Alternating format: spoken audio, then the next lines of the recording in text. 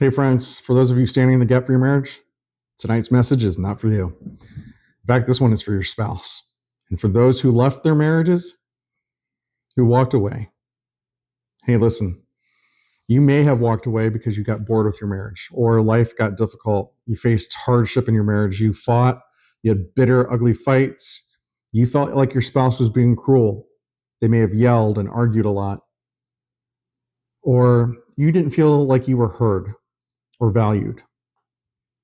Or maybe you found somebody who was giving you attention at work or online, who slipped into your DMs through your social media without your spouse knowing. Or maybe you met somebody while you were out having drinks with friends and somebody flirted with you at the bar. Well, listen, we're not condemning you. In fact, what we're doing is we're standing and fighting for you. Why? Because God calls us to do that. And trust me, this is a very difficult thing for us to do because it's not natural to the flesh. Standing in the gap is a very painful process too, just like marriage. But it's a process that refines us as that spouse who's standing. You see, the Bible from cover to cover, from Genesis all the way to Revelation, tells a beautiful story of reconciliation and restoration. You see, we're standing in God's will as we stand and fight for our marriages. And the beautiful thing of this story is we already know how it ends. How does it end for your marriage? Let me say this. God took a blank piece of steel, you and your spouse, put it into a fiery furnace, superheated it, and like a blacksmith, pulled it out and started pounding out all the edges, shaping it, stretching that metal, heating it up, stretching that metal, pounding it out to form a beautiful sword. But that sword doesn't have an edge yet. You see, life has taken place. You've faced obstacles together. You've gone through the grind with your spouse. You've dealt with hardships, challenges in your marriage. You've had kids. You haven't had time for each other. And yet God's not done yet.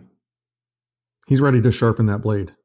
So he takes that piece of steel, puts it on the grinder stone, and starts to smooth out the edge, sharpening that edge till it's so razor sharp that it could cut the most difficult items to cut. But he's not done yet. He's still working on it. Because what good is a sword that's dirty and sharp if it's not shining and polished? He puts it on the polishing stone next and smooths it out even more, making that piece of steel shine. Because that shine reflects his workmanship in you, in your marriage. Listen, don't jump out of the fire. Stay in the fire with your spouse, the one that's standing in the gap for your marriage. Jump back in that fire with them. That process of refinement, that's God's work. It's called sanctification.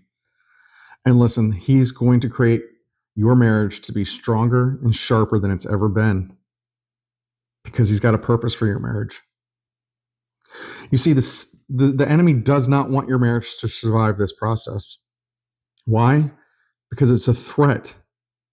It's a threat to him. It's a threat to his mission. God is forming a weapon that is going to destroy Satan's kingdom.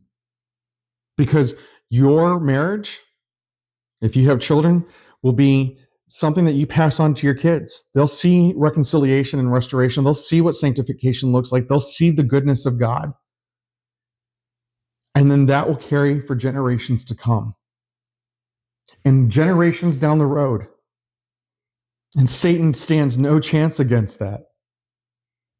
But you have to make the decision right now.